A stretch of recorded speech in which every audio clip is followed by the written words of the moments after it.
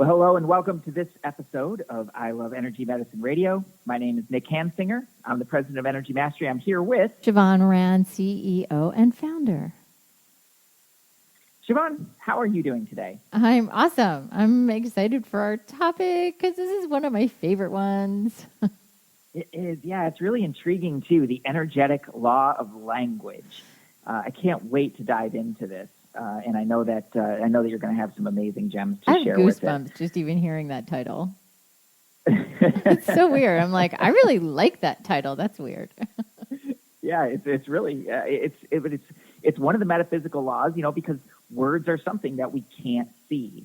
So it lies in that unseen world. And I think there a lot of times with something like this or some of the other metaphysical laws is that, well, if I can't see it and I can't touch it, well, it must not be that important. It doesn't really have an impact. And I think we're going to unravel that little mystery today and take a dive into that. So tell us about the energetic law of language. Okay, so I'm going to give a story about myself because this is how I came to awareness around this and have always known this. So it's one of those, okay, this is why we do energy mastery, mainly because of this very beginning of, the part of my life. So all of my life, I have been sensitive, as my mother would say, you're so sensitive. Well, I was actually sensitive to people's energy, and I could really tell what was happening before it was going to happen with them. And that's not like the clairvoyance part. It was really the sensitivity to the energy. And so in my world, we had folks come in and out of our home. And, we had a busy home. I was the oldest of three. And I kind of had my own little fiefdom for the first 4 years of my life.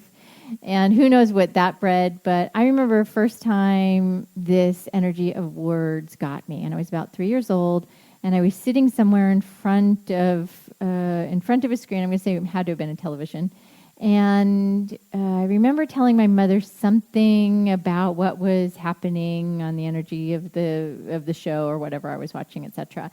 And I remember the energy, not necessarily exactly her words, but I remember the energy of her words. And it was really like, don't ever say this again. This is bad. Don't ever tell anybody you know these things. And that was really profound because it meant that this, this sensitivity, this, people call it a gift now, but this gift, it was a bad thing, and I had to come up with my own formula. And so I would either go toward people, move away from people, be in certain circumstances where I would, use some of the tools we teach in Energy Mastery, interestingly, and I would actually deal with my energetics that way based upon the energy of what people were, the energy of what people were saying, not necessarily the exact words. So that really, really affected me. And when I remember having this conversation when I was living in Philadelphia, and I was, the CEO's executive assistant, some high enough job that it was like I was responsible for the people in the office, but not the office manager. So, and I remember on the floor, and we've all heard this saying,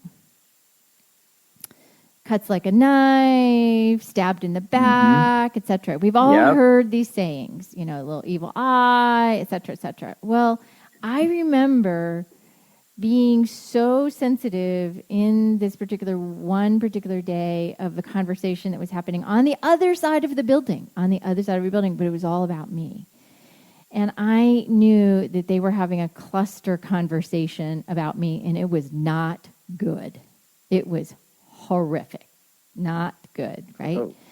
And it really felt to me like I was just being sliced and diced. And I remember that whole conversation. It was really kind of fascinating. And I actually went in and chatted with my boss about it. And he was not the kind of person who really was open or receptive to it, but I was just like, all right, I've had enough. This is it. And for me to get to that point, it had to be a lot. And so finally, he brought the office manager and me in the office, and she finally admitted it after he really, really came down on her hard. And so that was my first, that was a whole bunch of experiences that led to that circumstance to being like, see, I knew they were talking about me, and I knew it was horrific, and I knew it was bad juju. So people are exposed to this on a day in and day out basis, but they've become numb. I never did. And so I developed tools for it. Yeah, it's interesting to me that you never shut that down. No. I think that speaks a lot in and of itself. But I've spoken with a lot of people on the phone who have had similar experiences and say, well, that was the moment. They recognize that as the moment that those sensibilities stopped or were so greatly diminished. And now here it is 20 years later or more, and they're still trying and in that search to reclaim that part of themselves. It's pretty fascinating. Yeah. Well, I, for one, am grateful that you did not do that. Mm-hmm. So thank you. Now, when we talk about those words, is it, so I think one of the big questions is like, is it actually in the word? So people use swear words, for example, in many different ways. So there's a funny website out there about the F word and all the funny different uses for it and what does it mean and all these different phrases that you can use that and all the meanings of it. And they're radically different, so the intention behind them is different. How does that affect the actual word, if at all? Or is the word, the energy of the word is the word? Yeah, I'm going to use a different word. So I'm going to use the word... fair enough. Yeah, H-A-T-E. Okay. So the reason I spell that word is because no matter what you do to that word, it is always going to harm, send harm, or be harmful energy to another.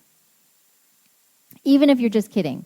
Like teenagers kind of tend to get into the I blah blah blah this or I that HATE that etc. etc. And the fact of the matter is, I did this experiment when I first created pieces to this, to get around this. I decided to eliminate that entire word from my vocabulary or being around anybody who was using that. I would just walk away. And dang if I didn't feel like 1,000% happier.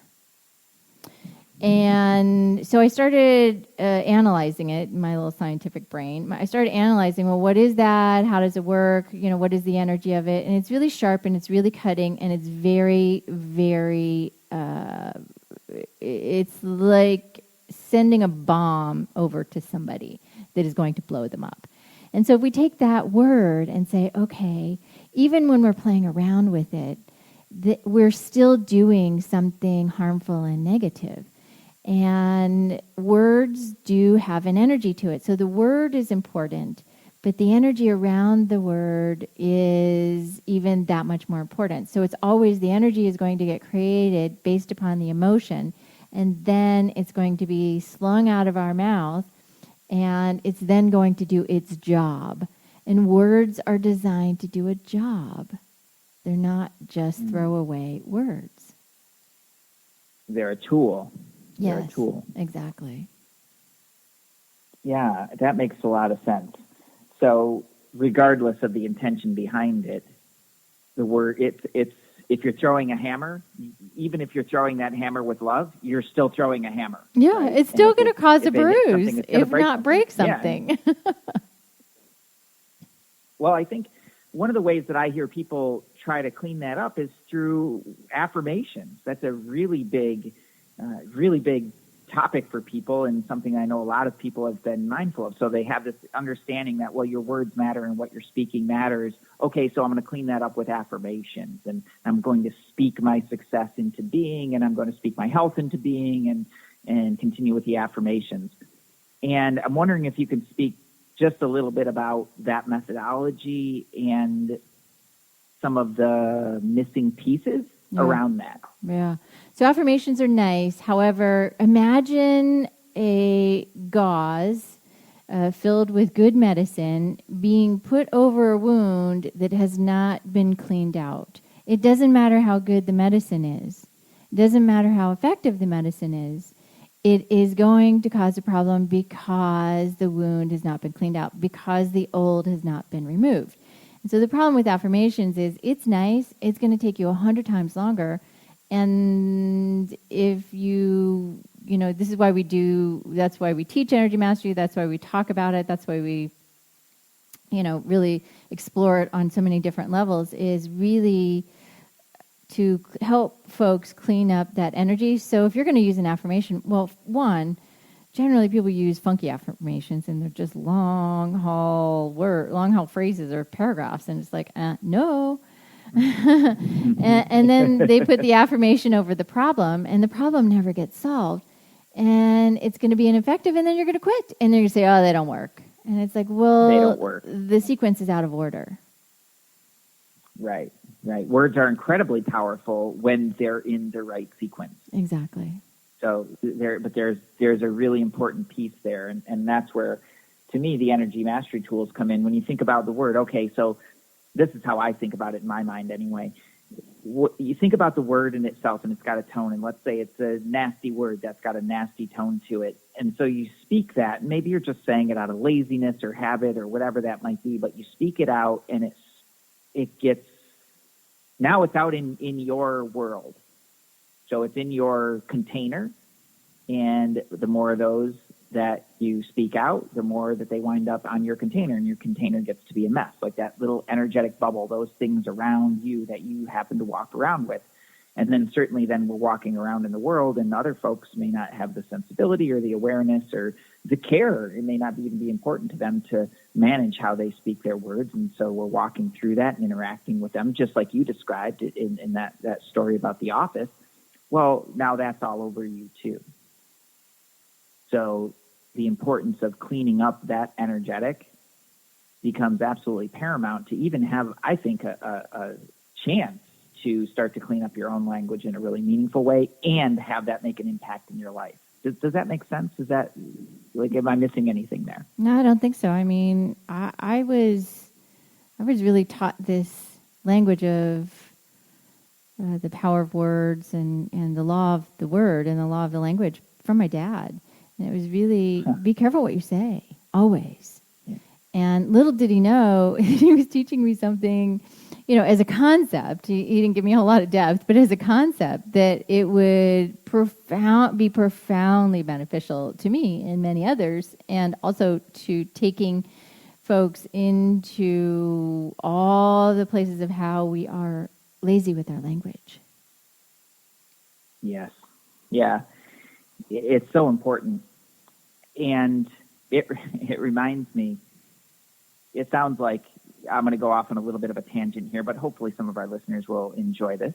As you know, Sheevaun, I've not been too shy about it, although I have some reservations, but I've been into the Harry Potters lately, and the magic. And I can just tell by listening to you, like, you're totally magic, like you're pure blood magic. I think I'm more of a muggle born. Like my folks were more muggles. Not there's anything wrong with that. Hermione was muggle born, but regardless, there's a great quote in there where Dumbledore talks about. We're gonna delete this from this recording, right? No, I'm just kidding. Yeah, no, this is the fun part. So he says, words are, in my most humble opinion, our most inexhaustible source of magic, capable of both inflicting injury and remedying it. And that, like your dad taught you that, like that's so amazing that was there. And I see all these little things hiding in plain sight. The more you look, like when you have eyes to see, it continues to reveal itself, which I think is one of the most magical things about the whole journey. Mm-hmm. So to bring us back to that, there's a flip side of that, because it says right there, both inflicting energy and injury and remedying it.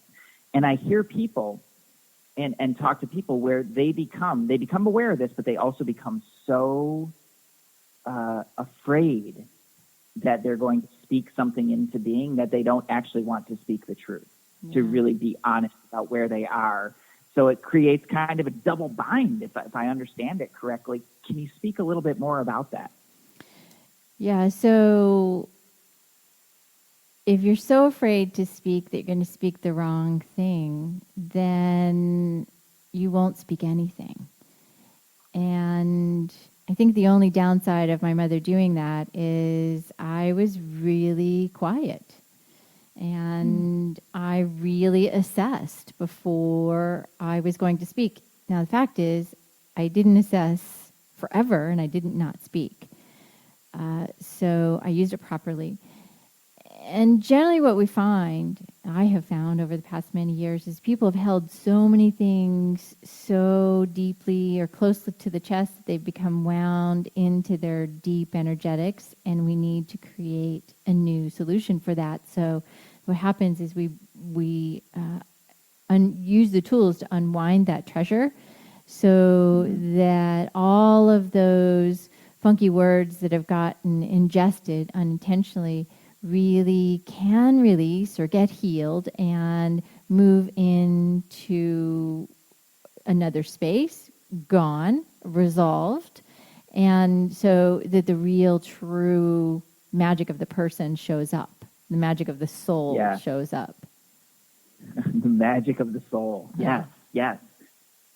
And it's interesting that you speak about that. To me, that is one of the most magical things about energy mastery is the component that really deals with words, but also deals with the mind and the emotions and the psychology that has created the energy that was there, that was done intentionally or unintentionally. Mostly just, I think, unintentionally, getting lazy with the language or whatever that might be. And that's really powerful. Can you just give us a little tidbit about what inspired you to create that? Was it this understanding, or was there something else that inspired you to create the Paramita system and the tools around that? Oh, yeah, great question. So what I kept seeing when I was using the energetics, because that's how I solved my initial problem, and I kept it solved. And what I remember happening is a guy came to me and he's like, I still have this thing, and I was like, wait a minute. The energy is correct. Oh, his brain was attached to the problem, the pain, all of the things that Western medicine told him. And so that was actually the first genesis of, okay, I got to create something. And so I started fooling around with it as to what can I do to unwind what the brain has insidiously created as a problem, maybe an unknown problem, truthfully. And what can I do that's really simple and elegant? And, I've hundreds of papers with lots of different words and stuff that's been thrown out there. And, it's kind of like a map, but really what it is it's a way to get the brain to unlock those problems with ease and grace. And it's also a way to get the opportunity for instant health, healing, whatever that is, turned around through the use of the energy and the words. So there had to be an energetic component. It had to be a mind-word component. And that's the piece of unlocking those hooks in our DNA that have been placed from holding on to something so deep and profound that maybe we don't even know is there. And so that's why that system got brought forth. Yeah, and in my own experience with using that, well, certainly with myself, but especially with clients, is the overwhelming theme. Oh my gosh, I had no idea that I had that. I had no idea that I was thinking that, or that was what was really under there. And it speaks back to that having number one, having a system, because when you're dealing with the mind, you could really go off the rails with that in any which direction, especially if you're trying to do it yourself. And so having a system to do that, and also having somebody to help usher you through that until you really have the tools and the skills to do that for yourself. So if you want to have a conversation about that, it's iloveenergymedicine.com. And that's the place to start that conversation, to start to peel back some of those layers, to see what's really going on, and to find your best path forward. So Sheevaun, we could go on and on. I just think I have one more thing I want to add. Yeah, please. So what I have heard from folks since I was a teenager is you ask the questions that really go and touch me so deeply that there can't help but be some shift. And I didn't know that that was a cool thing. um, I know I do it. I know I've always done it.